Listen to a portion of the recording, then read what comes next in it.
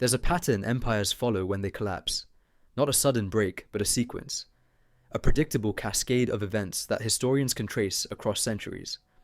Rome followed it. Spain followed it. Britain followed it. And right now, the United States has entered the sixth stage, the moment when slow erosion becomes rapid destabilization. When the mechanisms that sustain power begin feeding on themselves. When the elite strategies that preserved wealth during stages 1 through 5 suddenly accelerate the system's disintegration. This isn't prediction. This is pattern recognition. And once you see it, what's happening right now stops looking like isolated problems and starts looking like a script that's been performed before, always ending the same way. Let me show you what Stage 6 actually means, why every previous empire that reached it experienced the same cascade, and why the specific conditions we're seeing in America right now match the historical markers with disturbing precision. The Ottoman Empire reached Stage 6 in 1875. The Habsburg Empire reached it in 1911. Britain reached it in 1947. And in every case, the same elements converged: currency crisis, loss of peripheral control, elite wealth extraction, accelerating even as the tax base collapsed, and most critically, the public beginning to understand that the system was designed to fail. That last part is what makes Stage 6 different from Stage 5. In Stage 5, the population still believes recovery is possible. They accept austerity, they tighten belts, they trust that sacrifice will restore stability. But in Stage 6, that faith breaks, not everywhere at once, but in enough places that the empire can no longer govern by consent. It has to govern by force, by distraction, by manufactured crises that keep the population fractured. And that's when the financial elite, the families and institutions that accumulated wealth during the empire's rise, shift strategies completely. They stop trying to preserve the system. They start extracting everything they can before it collapses. This is the script. And it always plays out the same way because the incentives are structural, not personal. It doesn't matter who the emperor is, who the president is, who sits in Congress. Once Stage 6 begins, the system's internal logic takes over, and everyone inside it, elite and citizen alike, is running a program designed 3 centuries ago. Let me walk you through what that program looks like and why the United States is now executing it in real time. Before we map the 6 stages, you need to understand what an empire actually is in economic terms. It's not just military dominance or territorial control. It's a system where a core extracts resources from a periphery. The core could be a capital city, a colonizing nation, or in America's case, a reserve currency system that allows the United States to import goods and export debt. The periphery provides raw materials, labor, manufactured goods, oil, whatever the core needs. And the core provides currency, security guarantees, and market access. That's the trade. As long as the periphery believes the deal is worth it, the empire functions. The moment the periphery realizes it's being drained without adequate return, the empire enters crisis. The first stage is expansion. The empire discovers a new mechanism of extraction. For Rome, it was conquest and tribute. For Spain, it was silver from the Americas. For Britain, it was industrial goods traded for colonial raw materials. For the United States, it was the Bretton Woods system in 1944, which made the dollar the global reserve currency. This mechanism produces genuine wealth at first. The core grows richer. The periphery receives roads, technology, infrastructure, military protection. It's not entirely parasitic yet. There's real value exchange. Elites in this stage are building. They're investing in ships, factories, railways, whatever infrastructure extends the empire's reach. And critically, the broader population benefits. Workers in the core see rising wages. The middle class expands. There's optimism, a sense that the empire is a force for prosperity and civilization.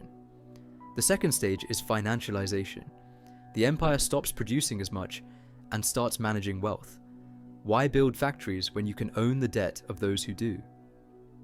Rome reached this stage when it began relying on grain imports from Egypt instead of growing its own. Spain reached it when it used American silver to buy goods from the Netherlands and Italy instead of developing domestic industry. Britain reached it when the City of London became more profitable than British manufacturing. And the United States reached it in 1971 when Nixon ended the gold standard and the dollar became pure fiat, backed only by the global system's inertia. In this stage, elites shift from industrial capital to financial capital. They make money from lending, from rent, from asset appreciation.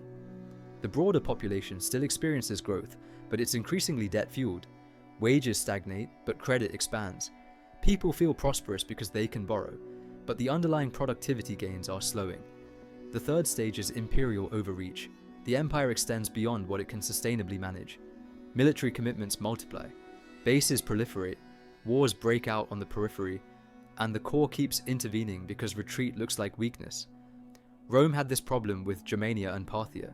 Spain had it with the Dutch revolt and the Armada. Britain had it in India and Africa by the 1920s. America has 750 military bases in 80 countries, ongoing operations in Syria, Iraq, Afghanistan until recently, West Africa, the South China Sea. Every intervention costs money, and none of them produce the returns the empire needs to sustain itself. But withdrawal is politically impossible because the empire's credibility depends on the perception of dominance. So the military spending continues, even as the economic foundation erodes. The fourth stage is fiscal crisis. The empire can no longer pay for itself through taxes on productive activity, so it borrows. It debases the currency. It inflates. Rome did this with coin clipping, reducing the silver content in the denarius from 95% to 5% over 2 centuries. Spain did it by declaring bankruptcy 5 times between 1557 and 1647. Britain did it by expanding the money supply and devaluing the pound after World War I. America has done it by increasing the debt from $1 trillion in 1980 to $38 trillion today. In this stage, elites are still nominally loyal to the system because they profit from managing the debt. The financial sector grows larger than the productive economy. Banks, asset managers, insurers, they all get rich facilitating the borrowing, and the population is told the debt doesn't matter, that deficits are accounting abstractions, that we owe it to ourselves. The currency that underpins the empire begins losing credibility. Not collapsing yet, but wobbling. Foreign holders start diversifying. They demand higher interest rates to compensate for risk. They negotiate trades in alternative currencies. Rome experienced this when provinces started refusing the debased denarius and demanding payment in gold. Spain experienced it when silver inflation made Spanish currency worthless across Europe. Britain experienced it in 1931 when it abandoned the gold standard, and then again in 1967 when the pound was devalued. The United States is experiencing it now. China and Russia are trading oil in yuan and rubles. Saudi Arabia is discussing non-dollar transactions. Central banks are buying gold at rates not seen since 1950. The BRICS nations are building payment systems that bypass SWIFT. The dollar is still dominant, but the optionality is being constructed. The exits are being built. And that brings us to stage 6. The breaking point. This is the moment when 3 forces collide simultaneously. First, the currency crisis accelerates. It's not slow diversification anymore, it's active flight. Second, the periphery begins refusing the empire's terms. Vassal states stop complying. Allies start hedging. Colonies revolt. Or in the modern context, trade blocs form that exclude the core. Third, and most important, the domestic elite stops pretending the system is salvageable. They shift from reform to extraction. They stop building and start looting. This last part is critical. In stages 1 through 5, elites have an incentive to maintain the system because their wealth depends on the empire's continuation. But in stage 6, they realize the system is going to fail regardless of what they do. And so their strategy changes. They don't try to save the empire. They try to salvage as much wealth as possible before the collapse and position themselves to dominate whatever comes next. This is when you see elite wealth extraction accelerate even as the general population falls into crisis. The rich get richer not despite the empire's decline, but because of it. They're not confused, they're not mismanaging. They're executing the final stage of a strategy that's older than capitalism. Let me show you what this looked like historically, and then let me show you why America is exhibiting every single marker right now. The Ottoman Empire entered stage 6 in the 1870s. For 3 centuries, it had been a dominant power, controlling trade routes between Europe and Asia, extracting taxes from territories spanning 3 continents. But by 1850, it was hollowed out. The military had grown expensive and ineffective. Corruption was endemic, and the empire had borrowed heavily from European banks to finance wars and modernization. In 1875, the Ottoman government announced it could only pay half the interest on its debt. Bondholders, primarily British and French banks, demanded restructuring. The empire was placed under the supervision of the Ottoman Public Debt Administration, a European-controlled body that collected taxes directly from Ottoman provinces to ensure creditors were paid. This was stage 6. The empire's sovereignty had been surrendered. Its tax revenues flowed to foreign creditors, and the Ottoman elite, the pashas and landowners, didn't resist. They collaborated because they'd moved their wealth into European banks. They owned the same bonds the empire owed. They'd financialized, and when the empire collapsed in 1922, those families retained their wealth. They'd extracted it and repositioned in the next system. The Habsburg Empire entered stage 6 in 1911. For 400 years, it had been the dominant power in Central Europe, a multinational empire held together by dynastic loyalty and military force. But by 1900, it was fracturing. The periphery, Czechs, Serbs, Hungarians, was demanding autonomy. The empire's currency, the krone, was losing value, and the aristocratic elite was moving wealth into harder assets, land in Switzerland, gold, bonds issued by rival powers. In 1914, the assassination of Archduke Franz Ferdinand triggered World War I. But the empire was already in terminal decline. The war just accelerated it. And when the empire collapsed in 1918, the aristocratic families, the Schwarzenbergs, the Esterházys, the Liechtensteins, they survived. They lost political power, but their wealth had been moved offshore. They'd seen stage 6 coming and prepared. The British Empire entered stage 6 in 1947. For 2 centuries, Britain had been the dominant global power. It controlled a quarter of the world's land and population. The pound sterling was the reserve currency. The City of London was the financial capital of the world. But World War II had bankrupted Britain. It owed $3.5 billion to the United States. The pound was under speculative attack. And in February 1947, Britain announced it could no longer afford to maintain its military commitments in Greece, Turkey, and Palestine. This was the moment. The periphery was being abandoned, not by choice, but by necessity. The empire couldn't pay for itself anymore, and the British elite had already repositioned. Wealthy families had moved capital into American assets, into multinational corporations, into offshore trusts. When the pound was devalued in 1949 and again in 1967, they didn't suffer. They'd financialized out of sterling. The empire collapsed, but the elite wealth survived and migrated into the next hegemon, the United States. This is the pattern. When an empire reaches stage 6, the elite doesn't go down with the ship. They build lifeboats. They move wealth into harder assets, foreign currencies, land, gold, corporations that operate beyond national borders. And they extract as much as possible from the failing system before it collapses. The broader population experiences the crisis. Jobs disappear. Savings evaporate. Public services are cut. But the elite emerges intact, often richer, because they position themselves to profit from the collapse. Now, let me show you why the United States is in stage 6 right now, exhibiting every historical marker. First marker, currency crisis. The dollar's dominance is eroding in measurable ways.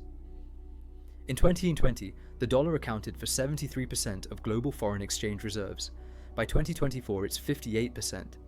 Central banks are diversifying faster than at any point since 1971. China and Russia settled $90 billion, bypassing the dollar entirely. Saudi Arabia, which has priced oil exclusively in dollars since 1974, is now discussing yuan-denominated oil sales with China. The petrodollar system, the mechanism that creates global demand for dollars, is being dismantled piece by piece. And the US government's response has been to accelerate borrowing, adding $2 trillion in debt per year, which increases the supply of dollars and dilutes their value. When confidence in the currency begins eroding, increasing the supply accelerates the decline. It doesn't stabilize anything. Second marker, loss of peripheral control. The United States is losing its ability to enforce terms on the periphery. NATO is fracturing. Turkey is purchasing Russian weapons despite being a member. Germany is prioritizing its own energy security over sanctions. In the Middle East, Saudi Arabia is normalizing relations with Iran, brokered by China, without US involvement. In Asia, the Philippines is negotiating joint resource agreements with China, despite being a treaty ally of the United States. In Africa, US military personnel are being expelled from Niger, Chad, and Burkina Faso, replaced by Russian and Chinese partnerships. The empire isn't being challenged militarily yet, but diplomatically, economically, it's being bypassed. Allies are hedging. Vassals are negotiating. The periphery is preparing for a world where the United States is no longer the sole ordering power. This is what happened to Rome in the 3rd century when provinces started ignoring imperial edicts. This is what happened to Britain when India demanded independence. The periphery stops complying before the empire officially falls. Third marker, elite wealth extraction accelerating. This is the most important part. Since 2008, household wealth for the bottom 50% of Americans has remained flat when adjusted for inflation. Median household income is stagnant. Home ownership rates have declined for younger cohorts. But during the same period, billionaire wealth in the United States increased from 1.5 trillion to 5.5 trillion. The top 1% now owns 32% of all wealth, the highest concentration since 1929, the last time an empire-scale system entered terminal crisis. This isn't accidental, it's not a policy failure, it's the predictable result of how elites respond to stage 6. The Federal Reserve has created 8 trillion in new money since 2008 through quantitative easing. That money was used to purchase government bonds and mortgage-backed securities. It didn't flow into wages, it flowed into asset prices, stocks, real estate, bonds. The people who own those assets, the top 10%, captured the wealth increase. The people who depend on wages, the bottom 50%, got inflation. This is wealth extraction. The system is failing for the majority, but the elite is using the crisis to consolidate, and they're not trying to hide it anymore. That's the key difference between stage 5 and stage 6. In stage 5, elites still pretend the system benefits everyone. They talk about trickle-down economics, rising tides, lifting all boats, shared prosperity. In stage 6, they stop pretending. You can see it in corporate behavior. Stock buybacks hit 800 billion in 2023, money that could have gone to wages or investment, but was used to inflate share prices and enrich executives.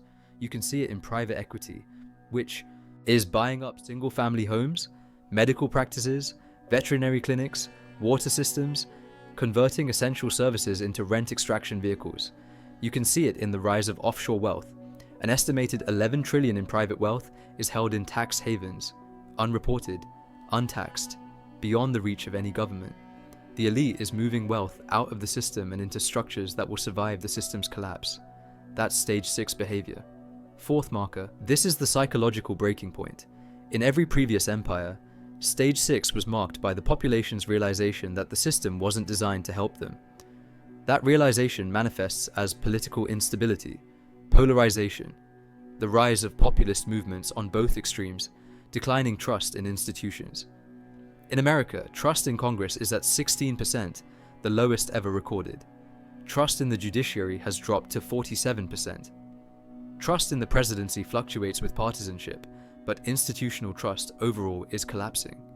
Voter turnout in primaries is declining. Third-party interest is rising. And critically, younger cohorts, millennials and Gen Z, report lower belief in the American system's fairness or sustainability than any previous generation. They don't believe they'll retire comfortably. They don't believe home ownership is achievable. They don't believe the debt will be managed. This isn't pessimism, it's pattern recognition. They're looking at the same numbers historians use to identify stage 6, and they're reaching the same conclusion.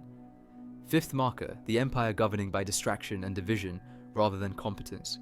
In stage 6, the state can no longer deliver material prosperity, so it delivers spectacle instead. Culture wars, manufactured crises, external enemies, anything that keeps the population focused away from the structural extraction. Rome did this with gladiatorial games and scapegoating Christians. Spain did it with the Inquisition. Britain did it with imperial propaganda about civilizing missions, even as the colonies were draining wealth. America is doing it with 24-hour news cycles that focus on partisan conflict, with foreign interventions that never produce security gains, with moral panics about social issues that distract from economic hollowing. The goal isn't to solve problems. The goal is to prevent the population from unifying around the realization that the system is extracting their wealth and transferring it upward. As long as the population is divided, as long as they blame each other instead of the structure, the elite can continue extraction. This is stage 6. The currency is losing credibility. The periphery is defecting. The elite is looting. The population is losing faith. And the government is managing decline through distraction.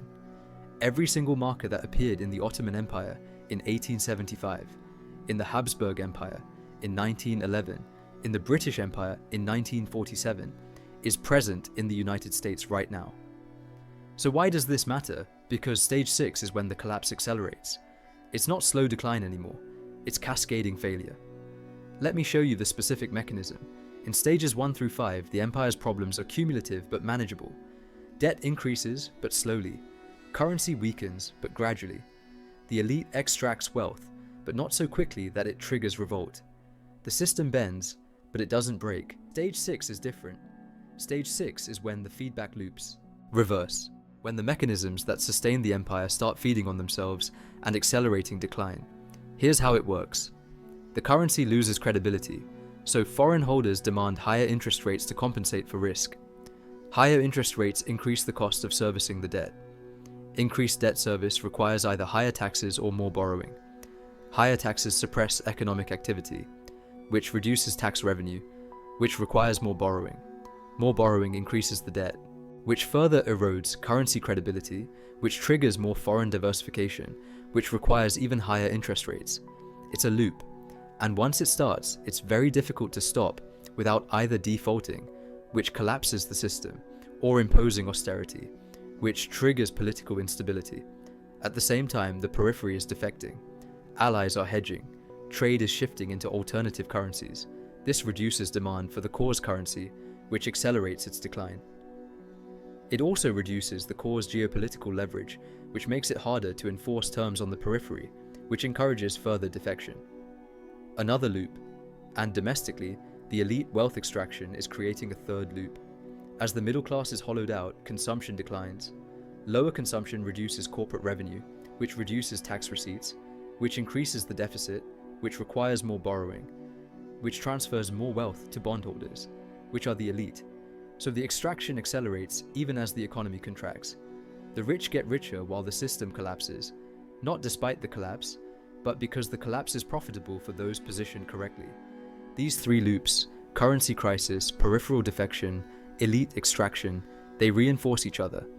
And once all three are active simultaneously, the empire's collapse becomes a mathematical inevitability. You can delay it with interventions, with bailouts, with money printing, with military force. But you can't stop it, because the incentives are structural. The elite isn't going to voluntarily stop extracting. The periphery isn't going to voluntarily return to subordination. And the currency isn't going to regain credibility while the debt keeps expanding. The system is locked into a trajectory, and that trajectory ends the same way it always has. Now here's the critical question. How long does stage 6 last? How much time between the breaking point and the actual collapse? History gives us a range. The Ottoman Empire spent 40 years in stage 6, from the 1875 default to the 1922 collapse, but it was propped up by European powers who wanted to prevent Russian expansion. The moment that geopolitical incentive disappeared after World War I, the empire collapsed within 4 years. The Habsburg Empire spent 7 years in stage 6, from 1911 to 1918. It would have lasted longer, but the war accelerated everything. Britain spent about 20 years in stage 6, from 1947 to the late 1960s, when the pound was finally dethroned as a reserve currency. But Britain had the advantage of transferring global dominance to a cultural and linguistic ally, the United States. The transition was managed, not chaotic. For the United States, the timeline is unclear. It depends on how quickly the currency crisis accelerates. It depends on whether a geopolitical shock, a war, a financial crisis triggers a sudden collapse, or whether the decline is gradual. But the pattern suggests we're looking at years, not decades. The dollar's reserve status is eroding faster than the pound's did. The geopolitical challenges are more coordinated than anything Rome or Spain faced. And the domestic wealth extraction is more efficient because it's financialized, automated, institutionalized. The mechanisms of decline are faster now. The information moves faster. Capital moves faster. Crisis cascades faster. Stage 6 in the 21st century is compressed compared to previous empires. So what does this mean for you personally? Let me be very clear about what I'm not saying. I'm not saying the United States will collapse next year. I'm not saying you should panic or make irrational decisions. I'm not offering financial advice or telling you to buy gold or move to another country. What I'm saying is this: you need to understand the stage you're in, because the strategies that work in stage 5 don't work in stage 6. In stage 5, the correct strategy is to invest in the system, buy assets, take on leverage, trust that growth will continue. In stage 6, the correct strategy is to preserve wealth, reduce exposure to system-dependent assets, and prepare for volatility. The elite already knows this. That's why they're moving wealth offshore, buying hard assets, diversifying out of dollars. They're not betting on the system's recovery. They're positioning for its failure. You need to do the same, at your scale. That doesn't mean selling everything and buying canned food. It means understanding that the institutions you've been taught to trust, the government, the banks, the currency, are operating in a fundamentally different environment than they were 20 years ago. The rules have changed. The system is extracting, not building, and the people running it are managing decline, not engineering recovery. The most important thing you can do is develop pattern recognition. Learn to see how the system actually works, not how you've been told it works. Understand that debt isn't being managed, it's being used. Understand that inflation isn't a policy mistake, it's a wealth transfer. Understand that political conflict isn't organic, it's cultivated to prevent unity. Once you see the pattern, once you understand that stage 6 is a script that's been performed before, you stop being surprised by what happens next. You stop waiting for solutions that aren't coming, and you start making decisions based on the reality of the system, not the rhetoric. Stage 6 is the moment every empire fears, because it's the moment when the elite loses control of the narrative. When the population starts recognizing that the system is designed to extract, not to serve. The Ottoman elite couldn't stop the 1875 default. The Habsburg elite couldn't stop the 1918 collapse. The British elite couldn't stop the 1947 abandonment of empire. And the American elite won't stop what's coming. They'll manage it. They'll profit from it. They'll position themselves to dominate the next system. But they won't stop it, because stopping it would require them to give up the extraction, and they won't do that voluntarily. They never have. So pay attention. Watch the currency. Watch the periphery. Watch the wealth concentration. Because those are the indicators that tell you how far into stage 6 we actually are. And when those indicators accelerate, when the loops start reinforcing faster, when the timeline compresses, you'll know what's happening because you've seen the script. You understand the pattern, and you won't be caught by surprise when the empire that everyone assumed was permanent starts behaving like every empire that came before it. If this reframed how you see the current moment, if you finally understand why America isn't experiencing isolated problems but a predictable sequence, then you're seeing what the system doesn't want you to see. Subscribe if you want to keep tracking these patterns, because they're going to accelerate. Stage 6 doesn't reverse, and the families and institutions that understand history are already positioned. The question is whether you'll recognize what's happening in time to prepare, or whether you'll keep waiting for a recovery that the elite stopped believing in years ago.